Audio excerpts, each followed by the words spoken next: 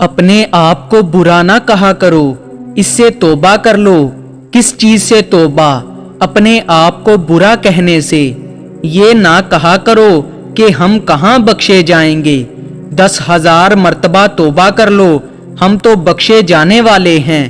جس نے بخشش کا خیال کیا وہ بخشا گیا، جس نے گناہ کو برا کہا وہ بخشا جائے گا، جس نے نیکی کا خیال رکھا وہ بخشا جائے گا، جو نہ بخشا جانا چاہیے وہ بھی بخشا جائے گا۔ اور بتاؤ یہ کیسے ہوگا؟ آپ نماز میں پڑھتے ہو نا، یا اللہ ہماری اولاد کو بخش۔ اگر کسی نیک ماں باپ نے دعا کی ہو تو وہ اولاد بخشی گئی۔ اگر بچے نے یہ دعا کی کہ یا اللہ میرے ماں باپ کو بخش، تو آپ کے ماں باپ بخشے گئے۔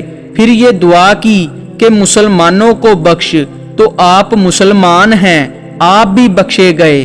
حضور پاک صلی اللہ علیہ وسلم نے دعا کی کہ میری امت کو بخش، تو بھی آپ بخشے گئے۔ بخشش کے بڑے چانسز ہیں۔ ہم اس دنیا سے کچھ لے کر بھاگ جانا چاہتے ہیں، لیکن اس دنیا سے کچھ لے کر جا نہیں سکتے، بس یہاں سے اٹھا کر وہاں رکھ سکتے ہیں۔ ہم سب کلی ہیں، سامان اٹھائے پھرتے ہیں۔ کب تک؟ کلی کا سامان کسی اور کا سامان ہوتا ہے۔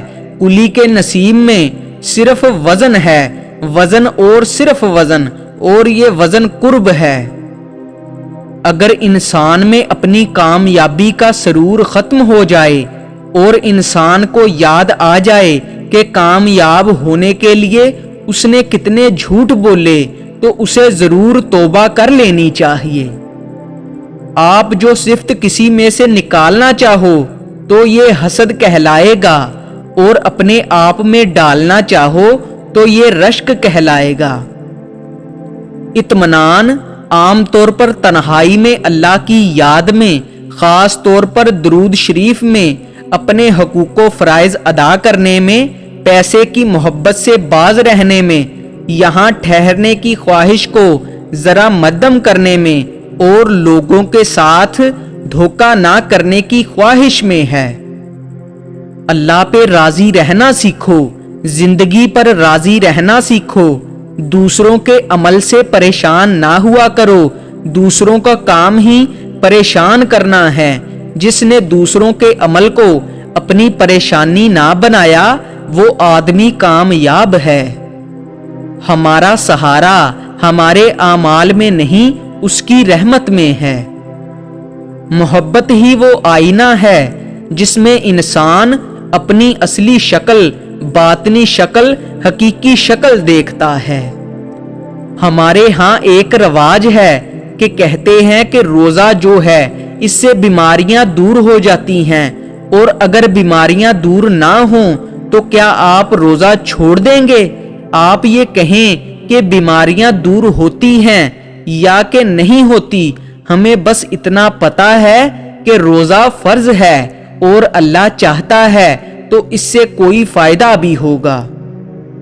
عشق کا معنی ہے جان نثاری کر دینا اور انتہا سے زیادہ کر دینا، اس کی خواہش پر لبیک کہہ دینا، تکلیف میں خاموشی سے گزر جانا، اور اللہ کی طرف سے جو کچھ آ رہا ہے اسے قبول کرنا۔ جو لوگ عبادت میں کمزور رہ جائیں انہیں ادب میں کبھی کمزور نہیں ہونا چاہیے۔ اگر آپ عبادت میں کمزور رہ گئے تو عبادت کرنے والوں کا مذاق نہ اڑانا، روزہ دار کا ادب کرنا، کیونکہ وہ اللہ کے قریب ہو سکتا ہے، شاید انہیں کے دم سے آفتیں نہیں آ رہی۔ خوشی دینے سے ملتی ہے اور محبت بھی دینے سے ملتی ہے، یہ مانگنے سے نہیں ملتی۔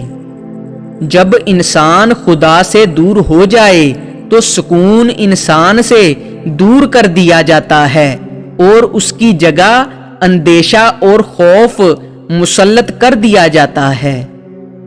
جس دل میں اللہ کی یاد ہو وہ اللہ کا اپنا دل ہوتا ہے۔ اسلام مسلمانوں کے علم کا نام نہیں، ان کے عمل کا نام ہے۔ یعنی اسلام بولنے والی بات نہیں کرنے والا کام ہے۔ ناپسندیدہ انسان سے پیار کرو، اس کا کردار بدل جائے گا۔